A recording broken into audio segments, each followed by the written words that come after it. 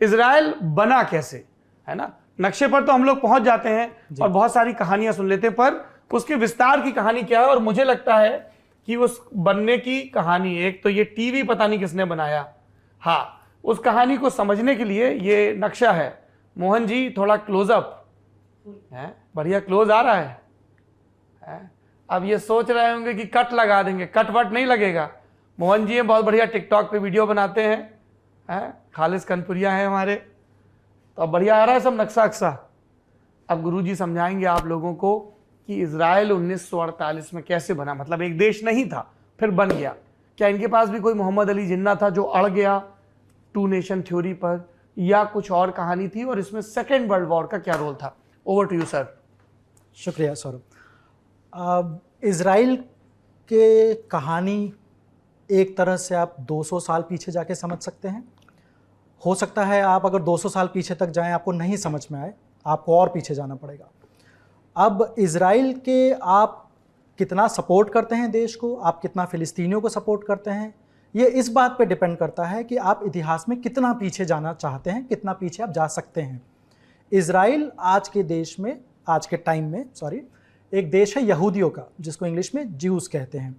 Israel जब बना 1948 में, तो 1948 में इजराइल के पैदा होने के पीछे एक बहुत ही कंक्रीट 70 साल का स्ट्रगल रहा है यहूदियों का, जिन्होंने यूरोप में स्ट्रगल किया, जिन्होंने नाज़ी जर्मनी में हिटलर के कंट्रोल के अंदर स्ट्रगल किया, और जिन्होंने इस एरिया में ब्रिटिश कॉलोनियल रूल के अंडर स्ट्रगल किया। इनका जो स्ट्रगल था वो दो तरफा था। अपना राष्ट्र बनाने के लिए इजराइलियों को पहले तो ब्रिटिश के साथ स्ट्रगल करना पड़ा, क्योंकि जैसे भारत में था वैसे ही इस दुनिया के इस भाग में भी कंट्रोल ब्रिटिश का था। बट साथ ही साथ यहूदियों का स्ट्रगल मुस्लिम्स के साथ भी था।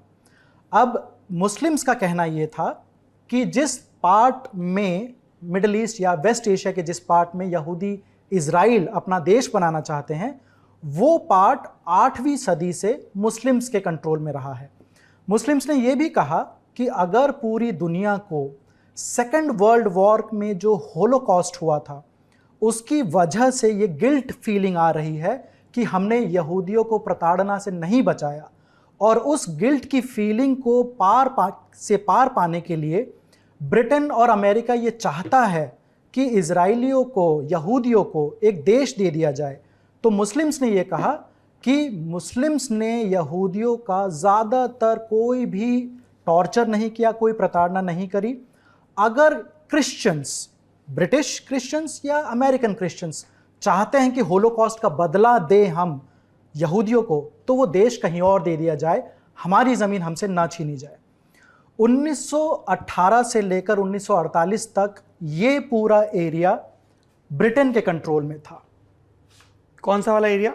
जिसको आज हम इजराइल की तरह जानते हैं। लेबनान की साउथ की बॉर्डर से, लेबनान के नीचे से शुरू होकर, लेबनान के नीचे से शुरू होकर गल्फ ऑफ अकाबा तक, अकाबा की खाड़ी, अकाबा की खाड़ी। अच्छा, एक तरफ जॉर्डन है, एक तरफ जॉर्डन है, एक तरफ इजिप्ट है, एक तरफ मेडिटेरेनियन सी है, भूमध्य सागर है जी। ये पूरा एरिया और इसके आसपास का एरिया भी 1918 में या 1917 में जब ऑटोमन एम्पायर हारने लगा फर्स्ट वर्ल्ड वॉर, उस टाइम तक ये तुर्कों के कंट्रोल में था, ऑटोमन एम्पायर के कंट्रोल में था। लेबनान के ऊपर टर्की पड़ता है, लेबनान के ऊपर टर्की पड़ता है। हाँ। ये पूरा एरिया फर्स्ट वर्ल्ड वॉर के बाद विभाजित किया जाता है। ब्रिटिश, आप ये कह रहे हैं 1914 में मेरे ख्याल से पहला 1914 में शुरू हुआ था। 1914 के पहले तक टर्की से संचालित होने वाले ऑटोमन एम्पायर का ये पूरा जमीन हिस्सा था। 1918 तक, 1918 जब वो वर्ल्ड वॉर खत्म होता है उसके आखिरी तक। उस टाइम पे ये एरिया एक प्रोविंस हुआ करता था। इसको कहते थे governorate of Jerusalem. Governorate of Jerusalem governorate माना जाता था। अच्छा, और यहाँ पे रहता कौन था? यहाँ पे रहने, ये टच स्क्रीन टीवी सर, हाँ, यहाँ पे रहने वाले कौन थे इसके ऊपर भी बड़ा विवाद है। अच्छा, ज्यादातर जब 1918 तक यहाँ पे ऑटोमन का कंट्रोल था, ज्यादातर रहने वाले मुस्लिम्स थे, अरब थे। मुस्लिम्स और अरब दोनों अलग अलग होते हैं, सारे अरब मुस्लिम नहीं होते। ये भाई साहब जरा समझा दीजिएगा, क्योंकि बहुत सारे लोगों को लगता है कि सारे अरब मुस्लिम होते हैं। अरब एक रिलीजियस कैटेगरी नहीं है। जब हम पहचान के पॉलिटिक्स की बात करते हैं, जैसे हम कहें कि पंजाबी, जी, तो पंजाबी मुसलमान भी है, हिंदू बिल्कुल, भी है, बिल्कुल। सिख भी है। सारे पंजाबी सिख नहीं हैं। हाँ, तो उसी सारे तरह पंजाबी हिंदू भी नहीं, सारे पंजाबी मुस्लिम भी बिल्कुल, नहीं है। तो सारे ओके। अरब मुस्लिम नहीं है। एक बहुत बड़ा प्रतिशत अरब का क्रिश्चियन है। वो लोग अरब क्यों कहलाते हैं, हम उन्हें अरब क्यों कहते हैं, क्योंकि उनकी भाषा अरबिक है।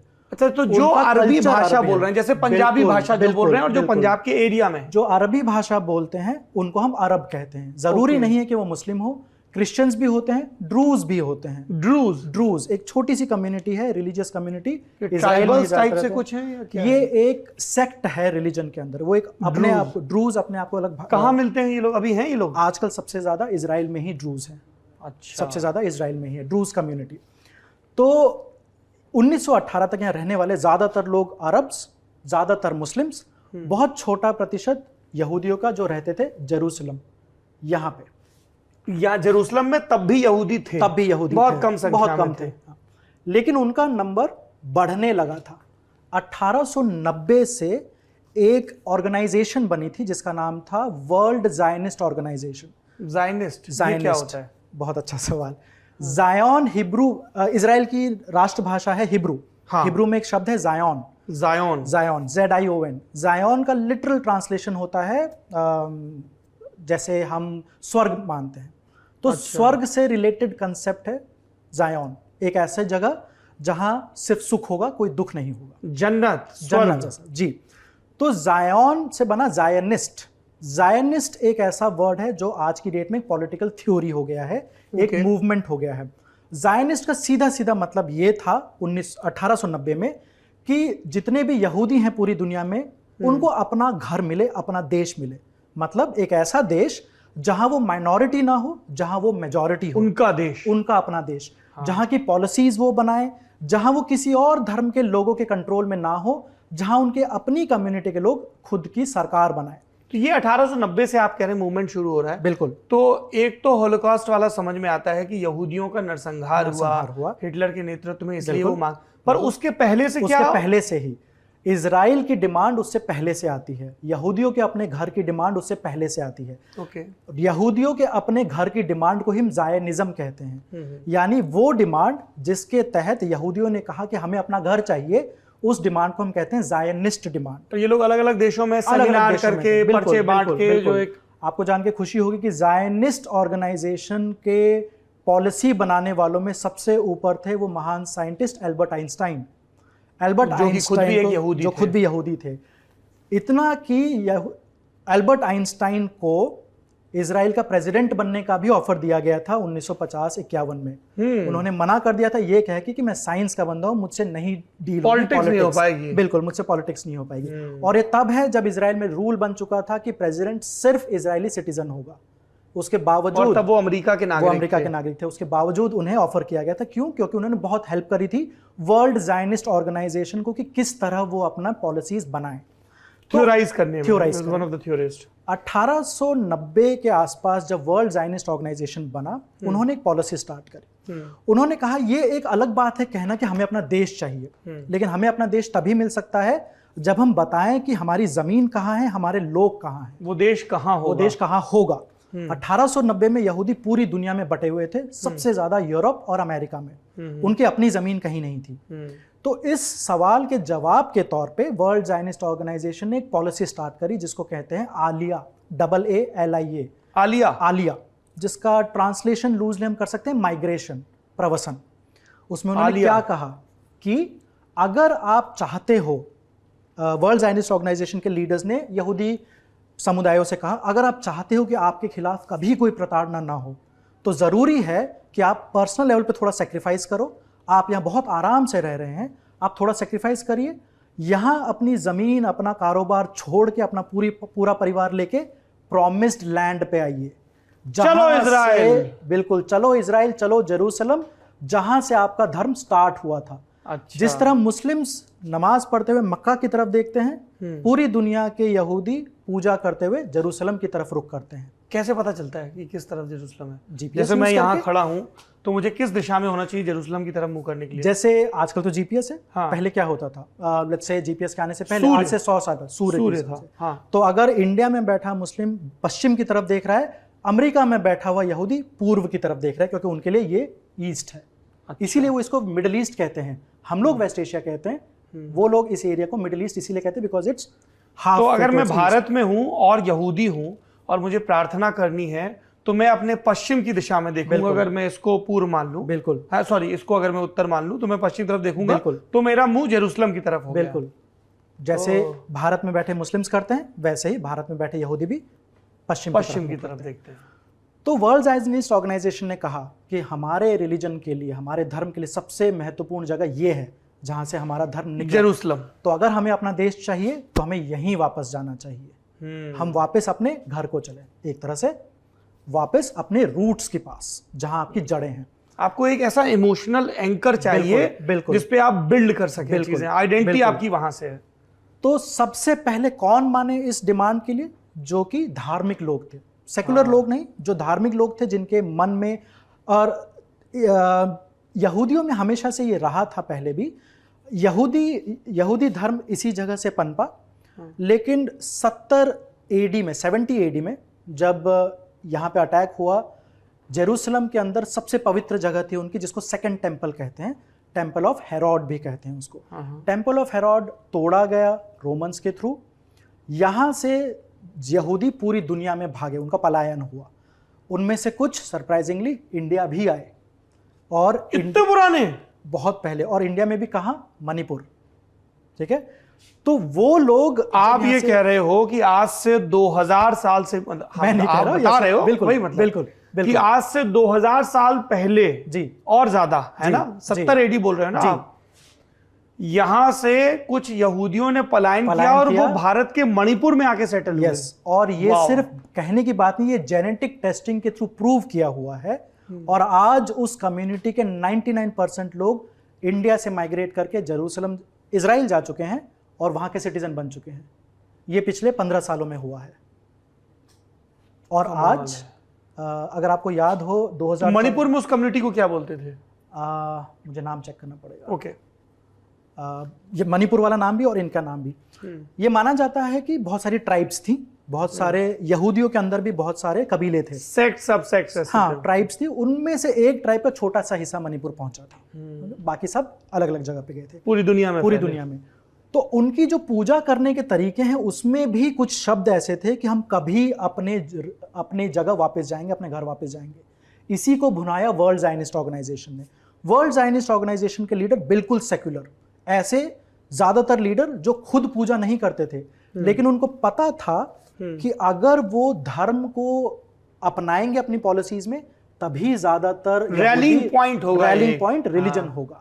और ये काम करने लगा। 1890-95 के आसपास से यूरोप से सबसे ज्यादा नाव में बैठ के यहूदी यहाँ आने लगे। यहाँ जब वो आए तो यहाँ की सिचुएशन क्या थी?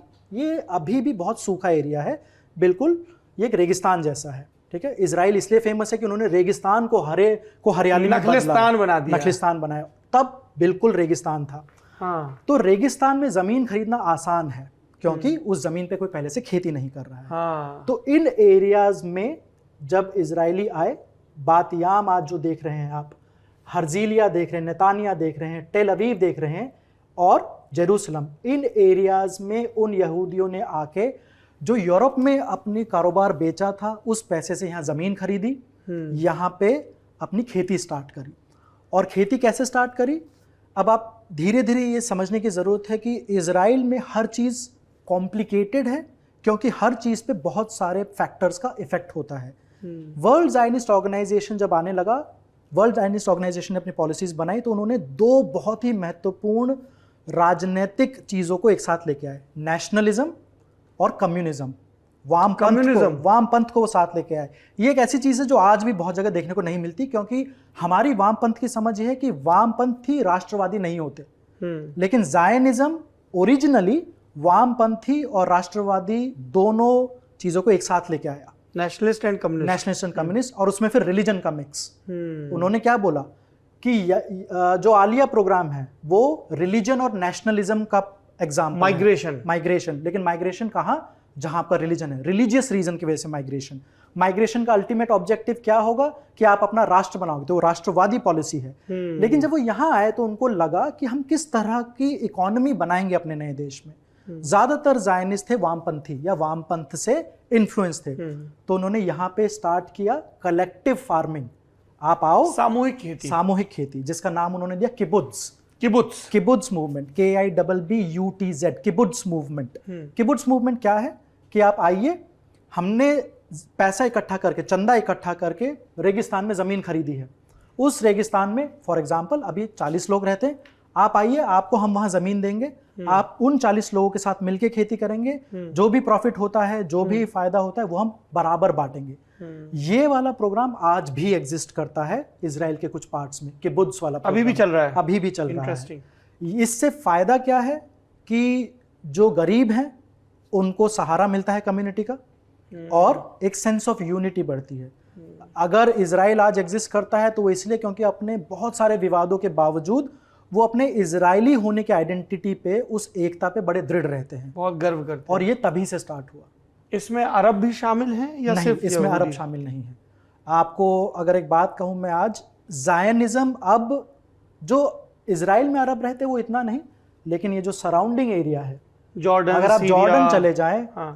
खासकर अगर आप लेबनान चले जाएं, लेबनान का इजराइल के साथ आज भी रिश्ता इतना बुरा है कि वो रिकॉग्नाइज ही नहीं करता कि ये एक देश एग्जिस्ट करता है। कहने का मतलब क्या हुआ, अगर आप कभी इजराइल गए हैं और आपके पासपोर्ट पे इजराइल का स्टैंप है, वीजा लगा है, तो अगर आप ईरान जाएं और लेबनान जाएं तो आपको शायद एंट्री ना मिले। ईरान में डेफिनेटली नहीं मिलेगी, नहीं मिलेगी, शायद नहीं मिलेगी। वो कहेंगे, मतलब ये कह रहा आप, मैं जैसे मेरा इरादा है कि मैं घूमने के लिए इजराइल जाऊं, मैं आपसे पहले भी ये बात कह चुका हूं, है जी, कि मैं और मेरी पत्नी यहां पर जाएं घूमने, तो उसके बाद मैं कभी तेहरान नहीं जा सकता? नहीं, मतलब ये क्या नियम सा है? ये नियम सा है। देखिए एक्सेप्शन जरूर है, अगर आप सरकार के, अगर आप डिप्लोमेट हैं, अगर आप लेट्स से आप भारत के सरकार के लिए काम करते हैं तो अलग बात है। अगर आप एक आम नागरिक हैं तो आप ईरान और लेबनान नहीं जाएंगे। क्यों? क्योंकि तो हमें वैसी दिलचस्पी नहीं है। बहुत सुंदर जगह है, खासकर बेरूत। तो बेरूत भी तो है, बेरूत वही है। उनका कहना क्या है, ये देश एग्जिस्ट नहीं करता। इन देशों में आज भी भले ही जॉर्डन के रिलेशंस हैं आधिकारिक तौर पे, भले ही इजिप्ट का रिलेशंस है आधिकारिक तौर पे, आम आदमी जिसको पता है वो जायनिज्म एक गाली की तरह यूज करता है। अगर वो किसी को जायनिस्ट कह रहे हैं तो उसका मतलब ये कि उनको गाली दे रहे हैं और कह रहे हैं हमें आपसे नफरत है, क्योंकि उनके दिमाग में, उनकी सोच में आज जायनिस्ट का मतलब क्या हो गया है, आप वो हैं जिन्होंने फिलिस्तीनियों से उनका हक छीन लिया। जब जायनिज्म आया था तो एक पॉजिटिव चीज थी, आज की डेट में जायनिज्म एक गाली हम बात करेंगे हाँ विस्तार से जी, ठीक है। तो इस पूरे एरिया में आलिया की वजह से यहूदियों की संख्या बढ़ने लगी, वो लोग आके बसने लगे। बिल्कुल 1918 में जब 1918 में ब्रिटेन और फ्रांस ने मिलकर ऑटोमन एम्पायर को हराया और इस पूरे एरिया का विभाजन किया। सीरिया, लेबनान फ्रांस को मिला, जॉर्डन, इजराइल, उस टाइम इजराइल नहीं था बट ये एरिया उस टाइम, खैर ये सब देश नहीं थे। आज की डेट में जिसे हम जॉर्डन, इजराइल कहते हैं, इराक कहते हैं, ये मिला ब्रिटिश को। तो ब्रिटिश ने जॉर्डन और इजराइल वाला एरिया, हाँ, ये ब्रिटेन को मिला। इस मैप में ये दोनों एरिया मिला फ्रांस को, ये दोनों एरिया मिले ब्रिटेन को। तो यहाँ पे कॉलोनियल रूल आया ब्रिटेन का। ब्रिटेन ने यहाँ के क्या देखा, यहाँ वही स्थिति है जो भारत में है, मतलब कि भारत में भी हमारा रूल है जिसको चैलेंज मिल रहा है हिंदूज एंड मुस्लिम से। तो उन्होंने क्या पॉलिसी अपनाई, डिवाइड एंड रूल। यहाँ पे क्या पॉलिसी अपनाई, डिवाइड एंड रूल। यहाँ सिर्फ हिंदुओं की जगह यहूदी थे, यहूदियों और मुस्लिमों को बांटो। यहाँ पे एक फैक्टर और है, जब ये फर्स्ट वर्ल्ड वॉर चल रहा था तो ब्रिटेन को लगा कि फर्स्ट वर्ल्ड वॉर जीतने के लिए हमें यहूदियों के साथ की जरूरत है। क्यों? क्योंकि फर्स्ट वर्ल्ड वॉर के टाइम यूरोप में बैंकिंग सिस्टम नया नया इमर्ज हो रहा था। यूरोप में फाइनेंशियल सिस्टम जिस तरह आज हम देखते हैं इमर्ज हो रहा था, और यूरोप के जितने भी सरकारें हैं उन सरकारों के ऊपर इन्फ्लुएंस था काफी यहूदी समुदाय के लोगों का जी। सो ब्रिटेन को लगा कि हमें यहूदी समुदाय का सपोर्ट चाहिए। तो अगर उन्हें सपोर्ट चाहिए तो उन्हें वर्ल्ड जायनिस्ट ऑर्गेनाइजेशन से हेल्प मांगनी पड़ी। वर्ल्ड जायनिस्ट ऑर्गेनाइजेशन ने कहा कि हम अपने यहूदी समुदाय के जितने भी महत्वपूर्ण लोग हैं, पब्लिक फिगर्स हैं, हम उनका सपोर्ट आपको दिलाएंगे, ठीक है, कि आप जर्मनी और ओटोमन एम्पायर के खिलाफ लड़ सके, लेकिन हमारी शर्त यह है कि आप हमारे डिमांड का सपोर्ट करिए, जब युद्ध पूरा हो जाएगा, जब युद्ध पूरा होगा तो आप हमें इस जगह पे हमारा घर दिलाइए, ज्यूइश होम दिलाइए। ब्रिटेन की सरकार ने कहा ठीक है, हम आपको ये प्रॉमिस करते हैं। उन्होंने ये पब्लिकली डिक्लेयर कर दिया 1917 में। इस डिक्लेरेशन के बाद 1918 में जब ब्रिटेन आया यहाँ पे और ब्रिटेन ने अपना कॉलोनियल रूल एस्टैब्लिश किया, तो उन्हीं यहूदियों ने कहा अब आप अपना डिक्लेरेशन जो आपने दिया था उसको इंप्लीमेंट करिए।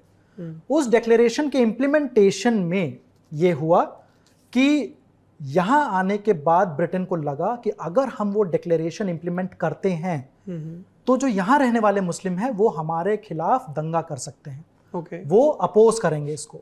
तो ब्रिटेन ने धीरे धीरे दूरी बनानी स्टार्ट करी उस डिक्लेरेशन से। उन्होंने कहा कि ठीक है, हमने डिक्लेरेशन किया था लेकिन अब परिस्थिति बदल गई है, यहाँ पे मुस्लिम्स भी हैं, उनका भी हक बनता है कि यहाँ पे उनका अपना राष्ट्र हो। सो उस वजह से क्या हुआ, 1918 से लेकर 1930 तक इस 12 साल के पीरियड में आलिया प्रोग्राम के अंडर जितने यहूदी आते थे यूरोप से, उन पे धीरे धीरे ब्रिटेन की नेवी ने रोक लगाना स्टार्ट किया। अगर ब्रिटेन की नेवी ने ऐसी कोई नाव पकड़ ली जिसमें यहूदी आ रहे थे, उनको या तो वापस भेज देते थे, ज्यादातर समुद्री मार्ग से ही आते थे, ज्यादातर समुद्री मार्ग से आते थे क्योंकि नॉर्थ में टर्की था तो उस तरफ से वो आना नहीं चाहते थे।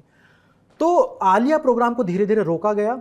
अब इससे हुआ क्या कि जो यहूदी पहले ब्रिटेन को अपना सपोर्टर समझते थे, अब वो ब्रिटेन की सरकार को अपना दुश्मन तो नहीं कहूंगा, लेकिन वो समझ गए कि ब्रिटेन अब उनका उतना सपोर्ट नहीं कर रहा है।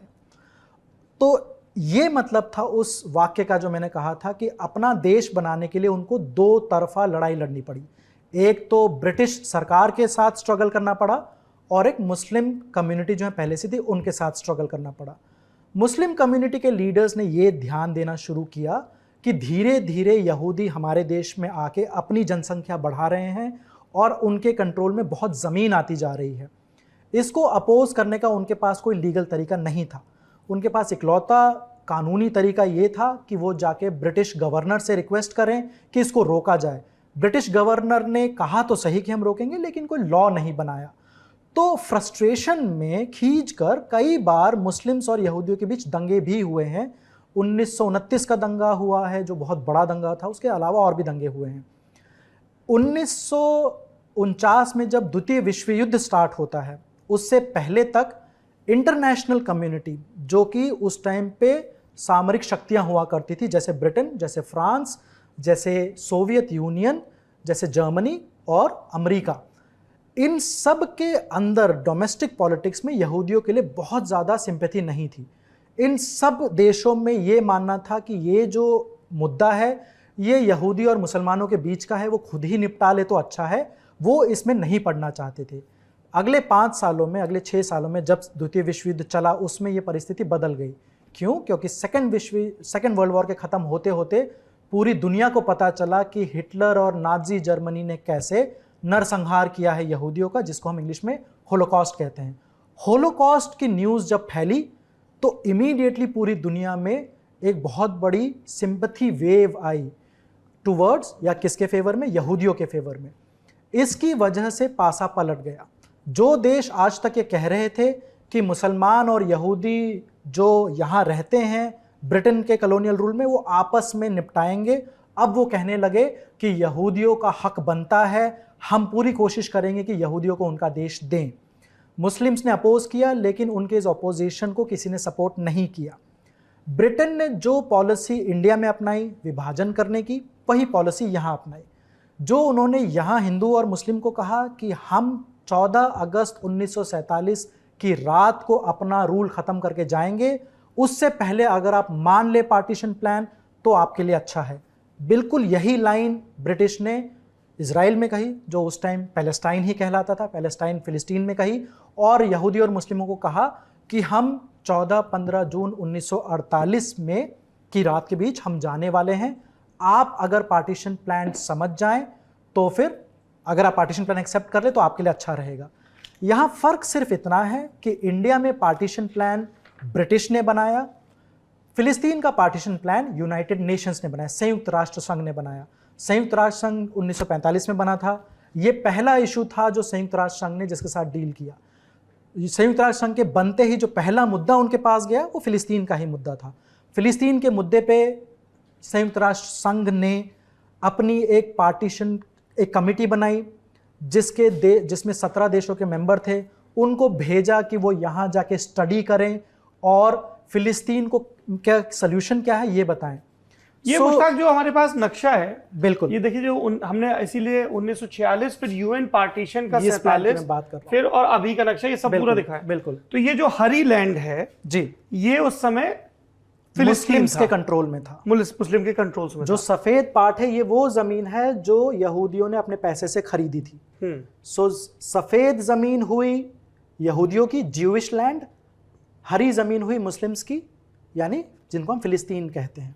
अच्छा, ये 1946 का मामला, 1946 का मामला। फिर यूनाइटेड नेशन 1947 में ये डिवीजन करता है। ये डिवीजन करता है किस बेसिस पे करता है कि जो एरियाज यहूदियों के कंट्रोल में है वो यहूदियों को दे दिया जाए। नहीं, पर दे तो ज्यादा दिया गया है। देखिए यहाँ तो पतली पतली पट्टी, यहाँ पे बड़ा हो गया। ये इस पे भी बहुत कंट्रोवर्सी है। वो इसलिए कि ये पूरा था डेजर्ट वाला एरिया। ये अच्छा। इसको हम कहते हैं नेगेव का रेगिस्तान। नेगेव में कोई परमानेंट सेटलमेंट नहीं थी। यहाँ कबीले रहते तो थे, यहाँ बेदुइन रहते थे, घुमंतू जो चरवाहे थे, आज भी हैं। हाँ। जी, यहाँ बेदुइन रहते थे। उनके अलावा कोई भी शहर नहीं था, छोटे छोटे गांव थे। वो भी 4-5 साल के लिए बने, पानी की अगर अवेलेबिलिटी है तो बने, नहीं तो शिफ्ट हो जाते थे। Temporary settlement. यहूदियों ने इस पे भी डिमांड किया, क्लेम किया। मुस्लिम्स की तरफ से कोई काउंटर नहीं आया, तो यूनाइटेड नेशंस ने कहा कि हम आपको देंगे। यहाँ पे एक फैक्टर और है, इसको कहते हैं वायबिलिटी का मतलब है अगर हम सिर्फ यहीं पे यहूदियों को देश दे रहे तो क्या वो देश चल पाएगा? यहाँ रहने वाला यहूदी यहाँ कैसे जाएगा? हाँ, या तो फिर यहाँ कंटिन्यूटी चाहिए। वो भी एक बहुत बड़ा फैक्टर था कि ये एरियाज इसीलिए एक साथ जोड़े गए। यहाँ पे अगर आप बिल्कुल सिंपल लैंग्वेज में समझना चाहे तो ये एरिया इजराइल को इसलिए दिया क्योंकि यहाँ मुस्लिम्स नहीं थे। As simple as that. ठीक है, मतलब फॉर्मूला जैसे हम लोग यहाँ कहा था कि रेड क्लिफ आए, बिल्कुल उन्होंने देखा अच्छा मुस्लिम बाहुल्य ये इलाके, हिंदू बाहुल्य ये, तो उसके हिसाब से, हालांकि वो बहुत ही बेहुदा ढंग से खींची गई लकीर है। यहाँ थोड़ा सा और बेहुदा हो जाता है कि कोई नहीं है तो फिर हम यहूदियों को दे देते हैं। क्योंकि ये रेगिस्तान वाला पार्ट था। यहाँ थे बहुत सारे मुस्लिम्स भी, लेकिन फिर भी कंटिग्यूटी या फिर वायबिलिटी के नाम पे ये लोग आपस में कनेक्टेड कैसे रहेंगे, बिल्कुल अपनी इकोनॉमी कैसे चलाएंगे उसको करें। अच्छा, ये पट्टी हो गई, इसीलिए इसको बार बार गाजा पट्टी बोलते हैं। इसलिए कहा जाता है क्योंकि एक छोटी सी पट्टी है जमीन की, एक छोटा स्ट्रिप है, तो गाजा स्ट्रिप अंग्रेजी में या गाजा पट्टी हिंदी में। इसको हम वेस्ट बैंक इसलिए कहते हैं क्योंकि ये जॉर्डन नदी के वेस्टर्न किनारे पे है। इस तरफ वेस्ट है, इस तरफ ईस्ट। जॉर्डन नदी ऐसे आती है और डेड सी में खत्म होती है। जॉर्डन नदी क्या एक प्राकृतिक विभाजन रेखा है जॉर्डन और इजराइल के बीच की? बिल्कुल। ओके, तो ये जॉर्डन के वेस्ट में है, तो पॉपुलर लैंग्वेज में वेस्ट बैंक इसका नाम पड़ेगा। अच्छा, वेस्ट बैंक मतलब पश्चिमी किनारा, पश्चिमी तट। हाँ, बिल्कुल ठीक है, क्योंकि ये जॉर्डन नदी, ये एक गाजा पट्टी है, ये एक वेस्ट बैंक है। इस इलाके को क्या बोलते हैं? इस इलाके का अभी फिलहाल कोई नाम नहीं, तब भी कोई नाम नहीं था। यहाँ पे हमारा इस तरफ हमारा गोलान हाइट्स आता है। गोलन की गोलान, दोनों प्रोनाउंसिएशन यूज होता है। इजरायली ज्यादातर गोलान कहते हैं इसको। हाँ, गोलन ना कह के गोलान। तो तुम्हारी टीवी से ना लेफ्ट हो रही है ना राइट हो रही है। कहाँ पे है गोलन? ये लिखा है गोलन जी, ये है गोलन हाइट्स। थोड़ा सा आप उधर होंगे तो दर्शकों को भी दिख। हाँ, ये लीजिए, ये गोलन है।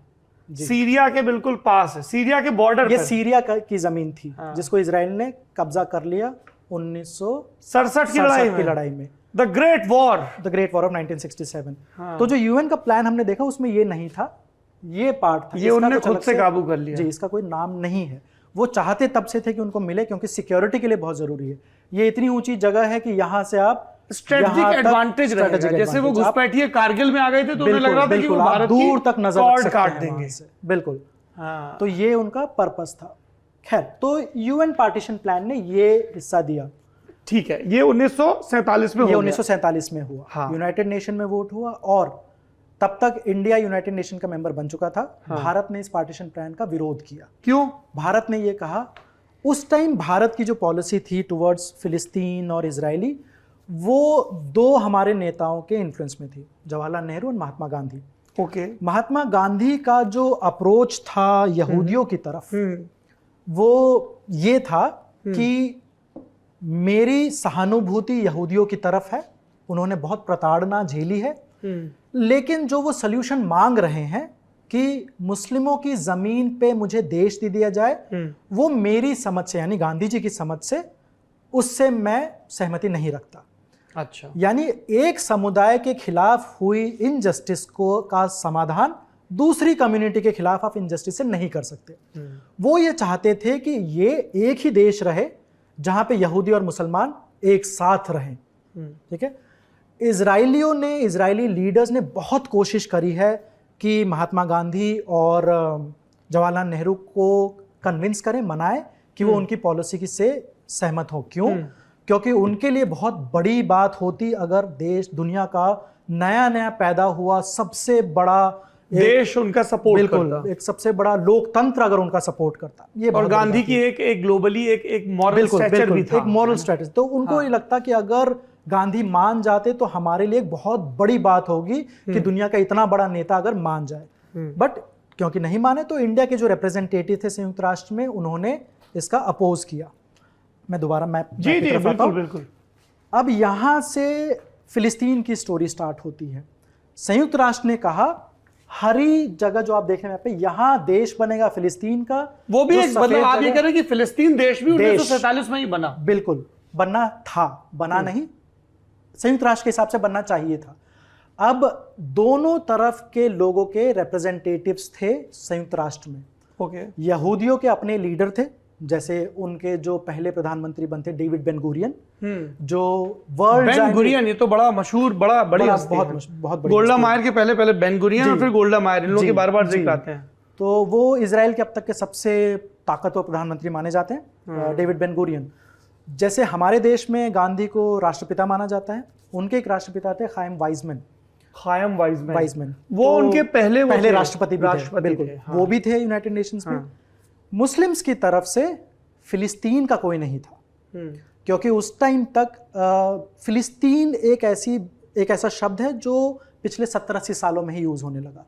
यानी कि जेरूसलम में रहने वाले जो आज हम जिनको मुस्लिम्स को फिलिस्तीनी कहते हैं, वो 1930 में अपने आप को ज़्यादातर सीरियंस कहते थे या फिर टर्किश कहते थे अगर वो तुर्की के हैं, बट ज़्यादातर अपने आप को सीरियन कहते थे, क्योंकि तब तक सीरिया की ज़्यादा बड़ी अहमियत थी एज एन आइडेंटिटी। फिलिस्तीन तो सिर्फ एक स्टेट था, गवर्नरेट ऑफ जेरूसलम जिसको कहते थे। गवर्नरेट ऑफ पैलेस्टाइन वर्ड नहीं यूज होता था, ब्रिटिश ने आके पैलेस्टाइन वर्ड यूज किया। क्यों? ये क्या, इस शब्द का क्या मतलब होता है फिलिस्तीन? फिलिस्तीन ये एक शब्द है जो इस एरिया के, ये बिब्लिकल वर्ड है, मतलब जब से बाइबल लिखी गई है तब से ये वर्ड आने लगा है जियोग्राफिकली इस एरिया के लिए, पैलेस्टाइन के लिए। बाइबल में जो जिक्र था बिल्कुल वो इस इलाके के लिए था, ये फिलिस्तीन, वो फिलिस्तीन है। फिलिस्तीन के कई मतलब होते हैं। आजकल फिलिस्तीन कई बार ये भी मतलब देता है कि जो धर्म पे ज्यादा विश्वास नहीं करता, या फिर ऐसे जो यहूदी नहीं है वो फिलिस्तीन है। तो वहीं से ये बाइबल के हिसाब से, बाइबल के हिसाब से दो तरह के लोग हैं इस एरिया में। वो अब देखिए, बाइबल में भी एक ओल्ड टेस्टामेंट है, एक न्यू टेस्टामेंट है। ओल्ड टेस्टामेंट में बहुत सारी बुक्स हैं, जैसे कि द बुक ऑफ एस्थर। जो बुक ऑफ एस्थर है वो यहूदियों की धार्मिक किताब थी, उसी को बाद में क्रिश्चियंस ने अपने ओल्ड टेस्टामेंट का पार्ट बना लिया। सो तोरा जो उनकी रिलीजियस बुक है, या तालमुद जिसको हम कहते हैं, तालमुद का पार्ट है the book of Esther. Esther उनकी एक प्रॉफिट है, एक द बुक ऑफ एस्थर कहा जाता है। तो और मूसा उनके पहले प्रॉफिट है। अच्छा, उनके यहाँ कई प्रॉफिट है। जैसे हमारे यहाँ हिंदू धर्म में कई अवतार हैं विष्णु के। देखिए, प्रॉफिट को हम कैसे डिफाइन करते हैं? अंग्रेजी में जब शब्द हम यूज करते हैं प्रॉफिट, तो प्रॉफिट का मतलब हो एक ऐसी हस्ती, एक ऐसा इंसान जो आम आदमी और भगवान के बीच की कड़ी की तरह काम करता है, हो, ईश्वर के संदेश, उनके संदेश यहाँ तक पहुंचाए। जरूरी नहीं है कि वो भगवान का पुत्र हो, जैसे यीशु मसीह को माना जाता है।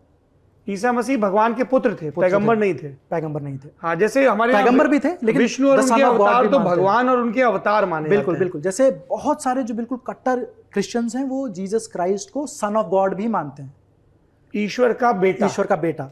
मुस्लिम्स में पैगंबर मोहम्मद को नहीं मानते भगवान का बेटा, वो सिर्फ प्रॉफिट है, पैगंबर है। यानी वो एक इंसान है जो इतने लेवल तक ऊंचे उठ गए कि वो अल्लाह और इंसान के बीच की कड़ी बन पाए। तो ज्यूइश रिलीजन में बहुत सारे प्रॉफिट हैं, ठीक है। ये हम दोबारा डिस्कस करेंगे जब हम केनेसेट की बात करेंगे। आज जो उनकी संसद है, उनकी जो मौजूदा संसद है, उसका नाम कहाँ से आता है?